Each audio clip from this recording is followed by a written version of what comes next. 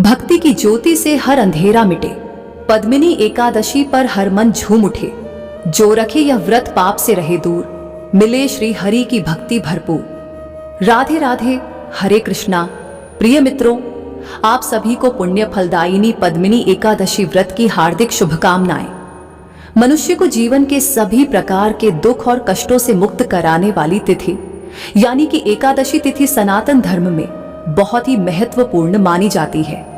वैसे तो वर्ष में 24 एकादशी तिथियां होती हैं, लेकिन जब मलमास या अधिक मास लगता है तो इस अत्यंत दुर्लभ और विशेष एकादशी का संयोग बनता है, जिसे पद्मिनी एकादशी कहा जाता है। हिंदू पंचांग के अनुसार पद्मिनी एकादशी का व्रत अधिक मास के शुक्ल पक्ष की एकादशी तिथि को रखा जाता है। कई स्थानों पर इसे कमला एकादशी या पुरुषोत्तम एकादशी के नाम से भी जाना जाता है। इस पावन व्रत में भगवान विष्णु के पुरुषोत्तम स्वरूप की आराधना की जाती है। मित्रों, मान्यता है कि पद्मिनी एकादशी का व्रत करने वाले भक्तों को अनेक तीर्थों और यज्ञों के समान पुण्य फल प्राप्त होता है। इसके प्रभाव से जीवन में सुख, सौभाग्य और सफलता का आशीर्वाद मिलता है और मां लक्ष्मी की कृपा से घर में सदा खुशहाली और संपन्नता बनी रहती है। मित्रों, जितना जरूरी इस दिन भगवान विष्णु की विधि पूर्वक पूजा अर्चना करना माना जाता है, उतना ही जरूरी माना जाता है इस व्रत की कथा को सुनना। तो चलिए प्रभु श्री लक्ष्मी नारायण जी के चरण कमलों का ध्यान करते हुए सुनते हैं पद्मिनी एकादशी व्रत की बहुत ही सुंदर कथा। आशा करते हैं कि आप सभी भक्त इस कथा को पूरे श्रद्धा और भक्ति भाव से श्रवण करेंगे। तो चलिए मित्रों, आज दुनिया की सारी चिंताओं को कुछ देर के लिए भूल जाते हैं।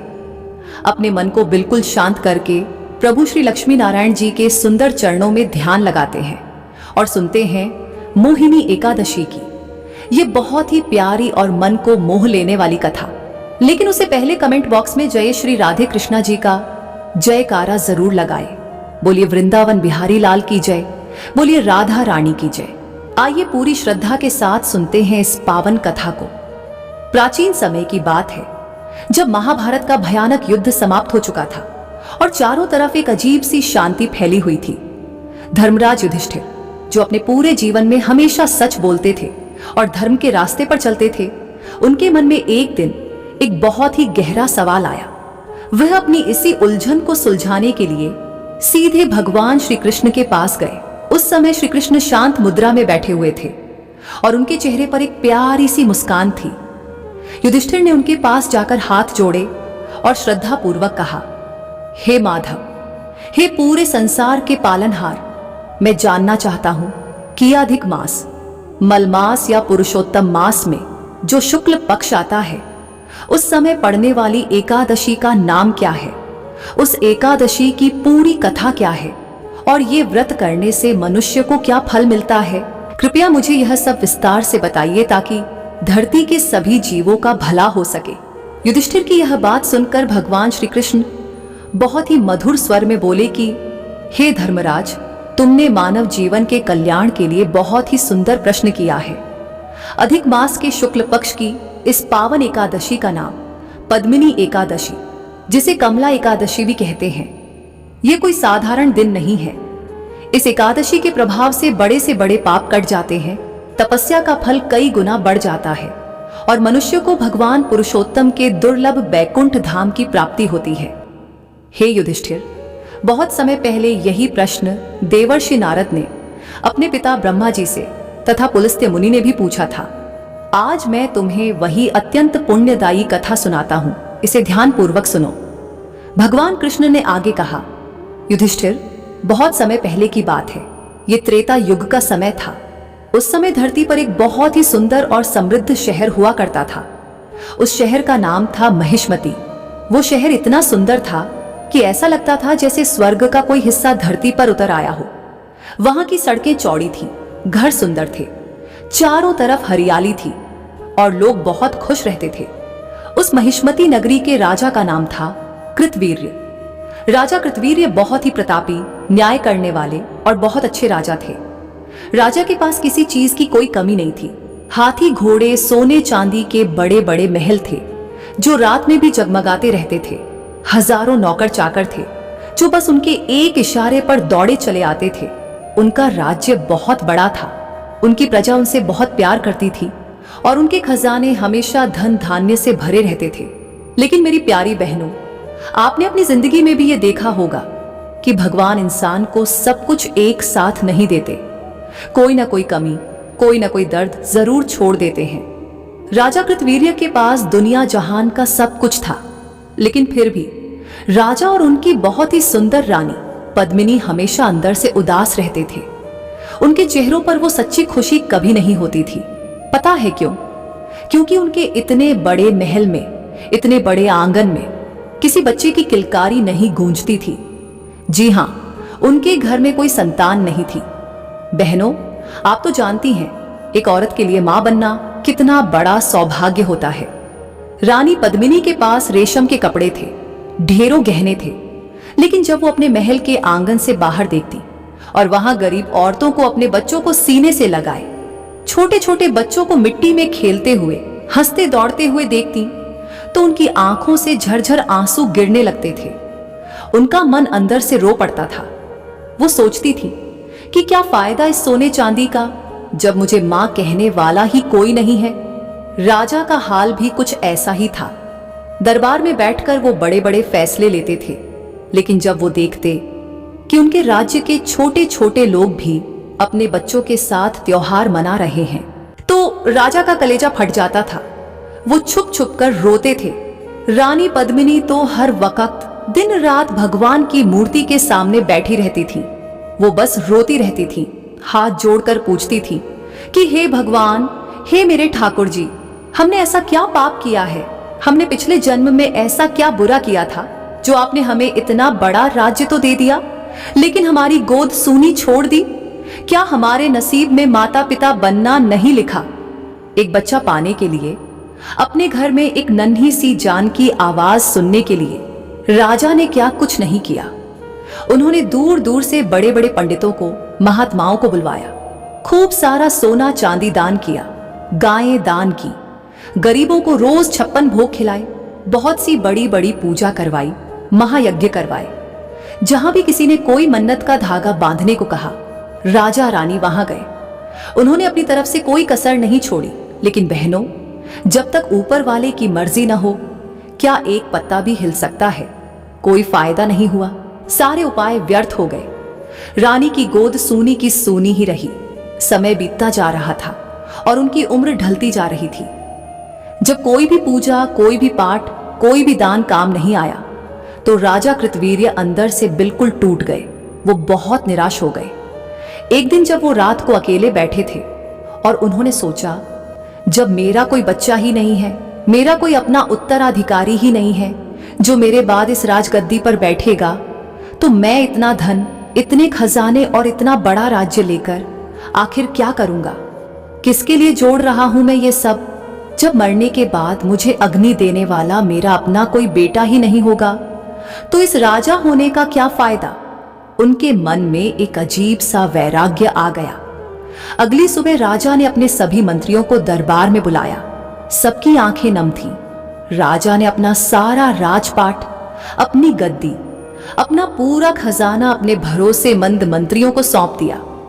उन्होंने कहा, आज से आप लोग ही इस प्रजा का ध्यान रखेंगे। मैं अब इस सब मोह माया से बहुत दूर जा रहा हूं। राजा ने अपने शरीर से वो भारी भारी राजसी कपड़े, वो मुकुट, वो सोने की मालाएं सब उतार दी और बिल्कुल साधारण साधुओं वाले वस्त्र पहन लिए। इधर उनकी रानी पद्मिनी, जो एक पतिव्रता और धार्मिक महिला थी, जब उन्हें पता चला कि उनके पति सब कुछ छोड़कर तपस्या करने जा रहे हैं, तो उन्होंने एक पल भी नहीं सोचा। उन्होंने भी अपने सारे गहने, जो उन्हें बहुत प्यारे थे, अपना सारा श्रृंगार, सब कुछ उतार दिया। वो भी साधारण कपड़े पहनकर अपने पति के साथ उनके कदमों से कदम मिलाकर तपस्या करने के लिए महल से निकल पड़ी। जब वो दोनों नगर से जा रहे थे तो पूरी प्रजा रो रही थी, लेकिन राजा रानी ने पीछे मुड़कर नहीं देखा। सोचिए बहनों, जरा अपने मन में वो दृश्य लाइए। कल तक जो राजा रानी इतने नरम मखमल के गद्दों पर सोते थे, जिनके पैर कभी नंगे जमीन पर नहीं पड़े थे, वो आज तपती धूप में नंगे पैर कांटों और नुकीले पत्थरों वाले रास्ते पर चल रहे थे। उनके कोमल पैरों में छाले पड़ गए थे, खून बह रहा था, लेकिन उन्हें कोई दर्द महसूस नहीं हो रहा था। वो घने जंगल की तरफ जा रहे थे। वो जंगल गंधमादन पर्वत पर था और वो बहुत ही भयानक, बहुत ही डरावना जंगल था। वहां दिन में भी अंधेरा रहता था। बड़े बड़े जंगली जानवरों की, शेरों की, भालुओं की डरावनी आवाजें आती थीं। बड़े बड़े जहरीले सांप घूमते थे, लेकिन राजा और रानी को किसी भी चीज का, मौत का भी डर नहीं था। उनके मन में बस एक ही जिद थी, एक ही लगन थी। उन्हें बस भगवान से अपना जवाब चाहिए था। वो भगवान को मनाने जा रहे थे। उस भयानक और सुनसान जंगल में पहुंचकर राजा कृतवीर्य ने एक जगह चुनी और वहां बैठकर भगवान की बहुत ही कठिन, बहुत ही घोर तपस्या शुरू कर दी। उन्होंने खाना पीना सब छोड़ दिया। पहले कुछ दिन उन्होंने फल खाए, फिर पत्ते खाए और फिर वो भी छोड़ दिए। वो बस भगवान का ध्यान करते रहे। गर्मी में चारों तरफ आग जलाकर बीच में बैठते, सर्दियों में बर्फीले पानी में खड़े होकर तपस्या करते। 1-2 साल नहीं, राजा ने मैं वर्षों तक ऐसे ही तपस्या की। तपस्या करते करते राजा की हालत इतनी ज्यादा खराब हो गई कि उनका वो सुंदर और गठीला शरीर बिल्कुल सूख गया। उनकी सारी चर्बी खत्म हो गई। वो शरीर अब बस हड्डियों का एक ढांचा बन गया था। उनकी नसें साफ दिखाई देती थीं, आंखें अंदर गड्ढे में धंस गई थीं। ऐसा लगता था जैसे उनके शरीर में जान है ही नहीं, बस किसी तरह एक एक सांस आ जा रही है।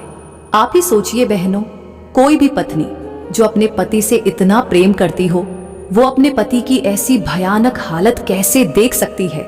रानी पद्मिनी अपने पति की ये दर्दनाक हालत देखकर बुरी तरह रोने लगी। उनका कलेजा फटने लगा। वो जोर जोर से रोते हुए भगवान को पुकारने लगी कि हे भगवान, अब तो दया करो, मेरे पति के प्राण निकलने वाले हैं। उन्हें कुछ भी समझ नहीं आ रहा था कि वो इस भयानक जंगल में क्या करें, किसके पास जाएं, किससे मदद मांगे। वो बिल्कुल अकेली और बेबस पड़ गई थी। जरा सोचिए बहनों, एक पत्नी के लिए इससे बड़ा दुख क्या होगा कि उसका सुहाग, उसका पति उसकी आंखों के सामने तड़प रहा हो और वो कुछ ना कर पाए। रानी पद्मिनी रोते रोते उस घने और डरावने जंगल में पागलों की तरह भटकने लगी। उनके पैरों में कांटे चुभ रहे थे, कपड़े फट गए थे, बाल बिखरे हुए थे। वो बस आसमान की तरफ देखकर रोए जा रही थी और कह रही थी, हे मेरे नारायण, हे गौरी माता, मेरी मदद करो। मैंने जिंदगी में कभी किसी का बुरा नहीं चाहा, फिर मुझे किस बात की सजा मिल रही है। मेरे पति के प्राण बचा लो भगवान। भटकते भटकते, रोते रोते अचानक रानी की नजर दूर एक बहुत ही शांत और पवित्र जगह पर पड़ी। वहां कुछ कुटिया बनी हुई थी। चारों तरफ सुंदर फूल खिले हुए थे। हिरण छलांगे मार रहे थे और एक बहुत ही मीठी सी शांति थी।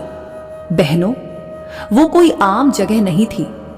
वो महर्षि अत्रि और उनकी महान पतिव्रता पत्नी माता सती अनुसुईया जी का आश्रम था। रानी पद्मिनी किसी तरह गिरती पड़ती उस आश्रम के अंदर पहुंची। वहां उन्होंने देखा कि एक बहुत ही तेजस्विनी माता, जिनके चेहरे पर गजब का तेज और शांति थी, वो ध्यान में बैठी है। ये माता सती अनुसुईया ही थी। रानी पद्मिनी दौड़ कर गई और सीधे माता अनुसुईया के चरणों में गिर पड़ी। वो माता के पैरों को पकड़कर ऐसे फूट फूट कर रोने लगी, जैसे कोई छोटी बच्ची अपनी मां के गले लगकर रोती है। माता अनुसुईया ने आंखें खोली। उन्होंने अपने सामने एक रानी को इस बुरी हालत में देखा तो उनका दिल भी पसीज गया। माता अनुसुईया तो बहुत ज्ञानी थी, वो सब जानती थी, लेकिन फिर भी उन्होंने रानी को उठाया, प्यार से उनके सिर पर हाथ फेरा और बड़े ही मीठे स्वर में पूछा, हरी बेटी, तू कौन है? इस भयानक जंगल में तू इस हालत में क्यों रो रही है? तेरे मन में क्या दुख है, मुझे बता। शांत हो जा बेटी, भगवान सब ठीक करेंगे। रानी पद्मिनी ने सुबकते हुए अपने आंसू पोंछते हुए कहा, हे माता, मैं महिष्मती नगरी के राजा कृतवीर्य की अभागी पत्नी पद्मिनी हूं। भगवान ने हमें सब कुछ दिया, लेकिन एक संतान नहीं दी। हम माता पिता नहीं बन पाए। इसी दुख में मेरे पति ने सब कुछ छोड़कर इस जंगल में हजारों साल घोर तपस्या की है। लेकिन माता, भगवान विष्णु हम पर प्रसन्न ही नहीं हुए। तपस्या करते करते मेरे पति का शरीर सूख कर कांटा हो गया है। उनकी हड्डियां दिखने लगी हैं। मुझे डर है कि कहीं उनके प्राण न निकल जाएं। हे माता, मैं क्या करूं? कृपया मुझे कोई ऐसा उपाय बताइए, कोई ऐसा व्रत बताइए जिससे भगवान हम पर खुश हो जाए, मेरे पति के प्राण बच जाएं और हमें एक गुणवान संतान मिल जाए। बहनों, रानी की ये दर्द भरी बातें सुनकर माता अनुसुईया मुस्कुराई। उन्होंने बड़ी ही करुणा और वात्सल्य के साथ कहा, सुनो बेटी, तुम बिल्कुल मत घबराओ। हर रात के बाद सवेरा जरूर होता है। तुम्हारे पति ने जो तपस्या की है वो कभी बेकार नहीं जाएगी।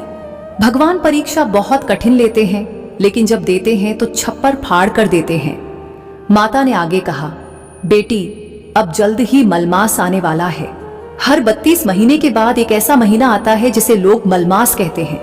सब लोग इस महीने को बहुत अपवित्र मानते थे। इसमें कोई शुभ काम, कोई शादी ब्याह नहीं होता था। तब ये मलमास रोता हुआ भगवान विष्णु के पास गया था। तब भगवान विष्णु ने दया करके इस मलमास को अपना नाम दे दिया और कहा कि आज से तुम्हें दुनिया पुरुषोत्तम मास के नाम से जानेगी। बेटी, इस पुरुषोत्तम मास में जो भी पुण्य किया जाता है उसका फल करोड़ों गुना ज्यादा मिलता है।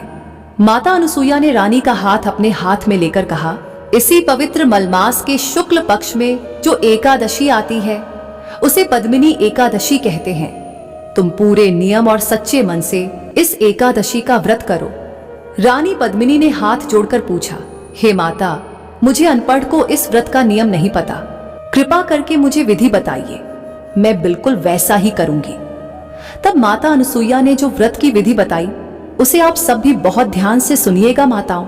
माता ने कहा, बेटी पद्मिनी, एकादशी से एक दिन पहले यानी दशमी के दिन से ही नमक छोड़ देना और सादा भोजन करना। एकादशी वाले दिन सुबह जल्दी उठकर नहाना, हो सके तो बिना पानी पिए यानी निर्जला व्रत रखना। इस दिन भगवान विष्णु की मूर्ति के साथ साथ शिव पार्वती की भी पूजा करना। अपने आंगन में एक सुंदर सा मिट्टी का कलश सजाना, उस कलश के पास अपनी प्राण प्यारी तुलसी जी को रखना। और हाँ बेटी, भगवान के सामने एक सुंदर सा पीतल का दिया जलाना, उसमें घी भरना और कोशिश करना कि वो दिया पूरी रात बुझने ना पाए। रात में भूल कर भी सोना मत। पूरी रात जागकर भगवान के भजन कीर्तन और उनके नाम का जाप करना। अगले दिन द्वादशी को किसी ब्राह्मण को खाना खिलाकर, दान देकर ही अपना व्रत खोलना। माता अनुसुईया ने रानी को आशीर्वाद देते हुए कहा, जाओ बेटी, अगर तुम सच्चे मन से इस पीतल के दिए के सामने बैठकर तुलसी मैया की साक्षी में ये व्रत करोगी तो भगवान विष्णु को खुद दौड़े दौड़े आना पड़ेगा। तुम्हारी सूनी गोद जरूर भरेगी। बहनों, माता अनुसुईया की ये बातें सुनकर रानी पद्मिनी के मन में एक नई उम्मीद जाग गई। उनका मुरझाया हुआ चेहरा खिल उठा। उन्होंने माता के चरण छुए और अपने पति के पास वापस लौट आई। कुछ ही दिनों बाद वो पवित्र मलमास यानी पुरुषोत्तम मास आ गया। शुक्ल पक्ष की एकादशी के दिन रानी पद्मिनी ने बिल्कुल वैसा ही किया जैसा माता अनुसुईया ने बताया था। उन्होंने सुबह नहा धोकर सच्चे मन से भगवान विष्णु का संकल्प लिया। पूरा दिन उन्होंने अन्न का एक दाना और पानी की एक बूंद तक नहीं पी। शाम होते ही उन्होंने मिट्टी का एक कलश स्थापित किया, तुलसी जी की पूजा की और भगवान के सामने एक बहुत ही सुंदर चमचमाता हुआ पीतल का दिया जला दिया। रात हो गई। जंगल में सन्नाटा था, लेकिन रानी को नींद नहीं आ रही थी। वो उसी पीतल के दिए की लौ को देखते हुए पूरी रात भगवान के भजन गाती रही। उनके आंसुओं से जमीन भीग गई थी। वो बस एक ही रट लगाए हुए थी, हे नारायण दया करो प्रभु। उनका मन इतना पवित्र और एकाग्र हो गया था कि उन्हें दुनिया की कोई सुध ही नहीं थी। अब आप ही बताइए बहनों, जब कोई भक्त इतनी सच्ची लगन से भगवान को पुकारे तो क्या भगवान अपने आप को रोक सकते हैं? बिल्कुल नहीं। रानी के व्रत और उस पूरी रात के जागरण से उनकी वो सच्ची पुकार सीधे बैकुंठ लोक में भगवान विष्णु के कानों तक पहुंच गई। भगवान का सिंहासन डोलने लगा।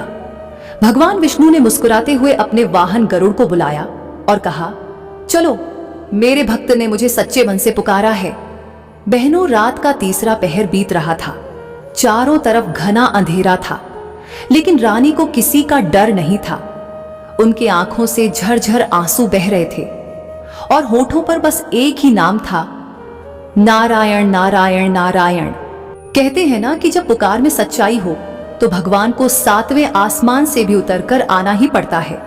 रानी पद्मिनी का वो निर्जला व्रत, उनका वो रात भर का जागरण और उनकी वो सच्ची पुकार सीधे बैकुंठ धाम में भगवान विष्णु के कानों में गूंजने लगी। भगवान से अपने भक्त का यह दुख और नहीं देखा गया। अचानक से उस भयानक और अंधेरे जंगल में एक ऐसा चमत्कार हुआ जिसे देखकर देवता भी हैरान रह गए। आसमान से एक बहुत ही तेज लेकिन बहुत ही ठंडी और सुकून देने वाली रोशनी धरती पर उतरने लगी। वो रोशनी इतनी प्यारी थी कि जंगल के सारे डरावने जानवर एकदम शांत हो गए। चारों तरफ बहुत ही भीनी भीनी सी गुलाब और चंदन जैसी सुगंध फैल गई। रानी पद्मिनी ने जब अपनी आंखें खोली तो उनकी आंखें चौंधिया गईं। उन्होंने देखा कि उनके सामने साक्षात भगवान श्री हरि विष्णु अपने बहुत ही विशाल और सुंदर रूप में प्रकट हो गए हैं। भगवान विष्णु अपने महान वाहन गरुड़ जी की पीठ पर सवार थे। उन्होंने बहुत ही सुंदर पीले रंग के रेशमी कपड़े पहने हुए थे, जिन्हें देखकर लगता था जैसे सुबह की धूप उनके कपड़ों में समा गई हो। उनके गले में बहुत ही सुंदर ताजे फूलों वाली वैजयंती माला झूल रही थी। उनके चारों हाथों में शंख, चक्र, गदा और एक बहुत ही प्यारा सा कमल का फूल था। उनके सिर पर हीरों से जड़ा हुआ मुकुट चमक रहा था और उनके चेहरे पर एक ऐसी मुस्कान थी जिसने रानी के जीवन भर के सारे दुख एक पल में धो दिए। बहनों, जरा सोचिए, जब साक्षात भगवान सामने खड़े हों तो एक इंसान की क्या हालत होगी। रानी पद्मिनी भगवान को अपने सामने देखकर सुध-बुध खो बैठी।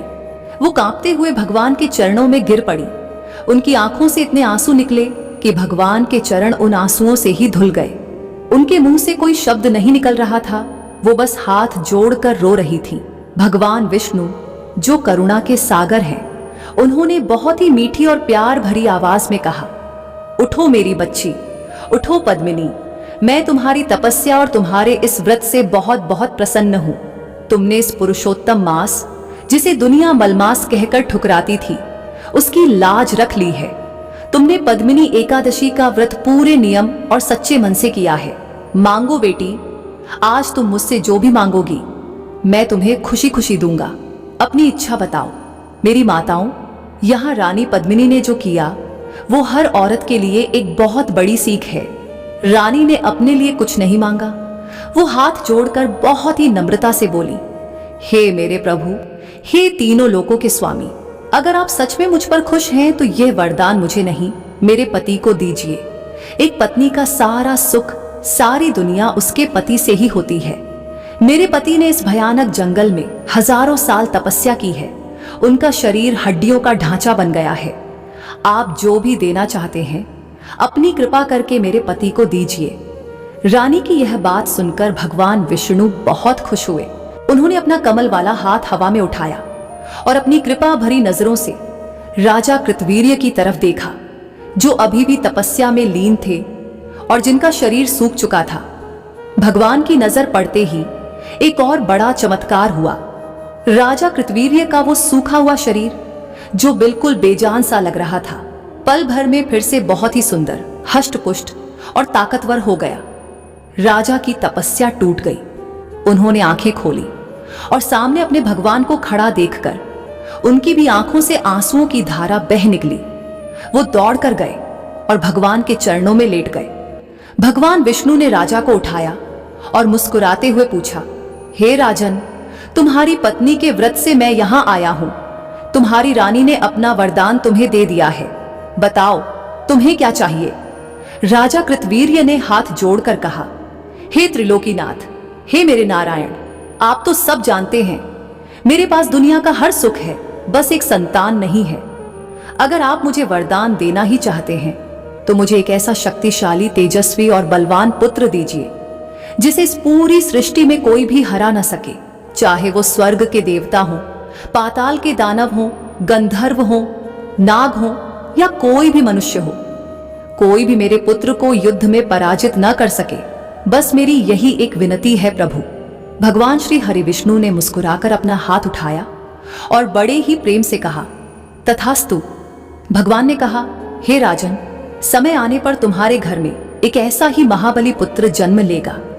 अब तुम अपनी इस पतिव्रता रानी के साथ अपने राज्य वापस जाओ और खुशी खुशी राज करो। इतना कहकर भगवान विष्णु वहीं पर गरुड़ जी के साथ अंतर ध्यान हो गए, यानी गायब हो गए। राजा और रानी भगवान का धन्यवाद करते हुए खुशी खुशी अपनी महिष्मती नगरी वापस लौट आए। जब प्रजा ने अपने राजा रानी को वापस आते देखा तो पूरे राज्य में दिवाली मनाई गई। और बहनों, भगवान का वरदान कभी झूठा नहीं होता। समय आने पर रानी पद्मिनी की वो सूनी गोद भर गई। उन्होंने एक बहुत ही सुंदर और तेज से भरे हुए बेटे को जन्म दिया। हे युधिष्ठिर, क्या तुम जानते हो वो बच्चा कौन था? वो कोई और नहीं बल्कि महान कार्तवीर्य अर्जुन था, जिसे दुनिया सहस्त्रबाहु के नाम से जानती है, क्योंकि भगवान के वरदान से उसके पास 1000 भुजाओं की शक्ति थी। वो इतना शक्तिशाली था कि एक बार जब लंका का घमंडी राजा रावण महिष्मती पर हमला करने आया तो सहस्त्रबाहु ने उस महाबली रावण को भी युद्ध में हराकर उसे 6 महीने तक अपनी बगल में दबाकर रखा था। उसे कोई नहीं हरा पाया था। इतनी कथा सुनाने के बाद भगवान श्री कृष्ण ने मुस्कुराते हुए युधिष्ठिर जी की तरफ देखा और कहा, तो हे धर्मराज युधिष्ठिर, ये है पुरुषोत्तम मास के शुक्ल पक्ष में आने वाली इस पद्मिनी एकादशी के व्रत की असली शक्ति। जो भी मनुष्य, चाहे वो स्त्री हो या आदमी, पुरुष हो, अमीर हो या गरीब, अगर इस अधिक मास में आने वाली पद्मिनी एकादशी का व्रत सच्चे मन से करता है तो उसके पिछले जन्मों के सारे पाप नष्ट हो जाते हैं। और जब इस दुनिया से उसके जाने का समय आता है तो उसे यमदूत नहीं लेने आते, बल्कि वो सीधे मेरे धाम यानी बैकुंठ लोक को प्राप्त होता है। हे युधिष्ठिर, इस कथा को जो भी पढ़ेगा या जो भी एकाग्र मन से सुनेगा, उसे भी बड़े बड़े यज्ञ करने के बराबर का पुण्य मिलेगा। तो मेरी प्यारी माताओं, बहनों और भाइयों, यहीं पर भगवान श्री कृष्ण के श्रीमुख से बताई गई पद्मिनी एकादशी की ये महान और पावन कथा पूरी होती है। जरा सोचिए, जब राजा रानी ने भगवान पर इतना भरोसा रखा तो भगवान ने उनकी झोली कैसे खुशियों से भर दी। हम भी अगर अपने जीवन में चाहे कितनी भी बड़ी परेशानी क्यों ना आए, भगवान का पल्ला नहीं छोड़ेंगे तो वो हमारी भी हर परेशानी दूर करेंगे। मुझे पूरी उम्मीद है कि आपको आज की ये कथा बहुत पसंद आई होगी और इसे सुनकर आपके मन को बहुत शांति मिली होगी। अगर आपको ये कथा अच्छी लगी हो तो बहनों, इस वीडियो को एक लाइक जरूर कर दीजिएगा। इसे अपनी सहेलियों, अपने रिश्तेदारों और अपने परिवार के साथ शेयर कीजिएगा ताकि उन्हें भी इस कथा को सुनने का पुण्य मिल सके। और हाँ, कमेंट बॉक्स में एक बार पूरे भाव से जोर से राधे राधे, जय श्री कृष्णा या जय श्री हरि जरूर लिखिए। आपके ऐसा करने से मुझे आगे और भी ऐसी ही प्यारी प्यारी कथाएं लाने की प्रेरणा मिलेगी। आप सब अपने घरों में हंसते मुस्कुराते रहिए। भगवान आप सबकी सूनी गोद भरे, सबके दुख दूर करे। इसी मंगल कामना के साथ मैं आपसे विदा लेती हूँ। मिलती हूँ आपसे बहुत जल्द एक नई कथा के साथ अगले वीडियो में। तब तक के लिए आप सभी को मेरा प्यार भरा राधे राधे।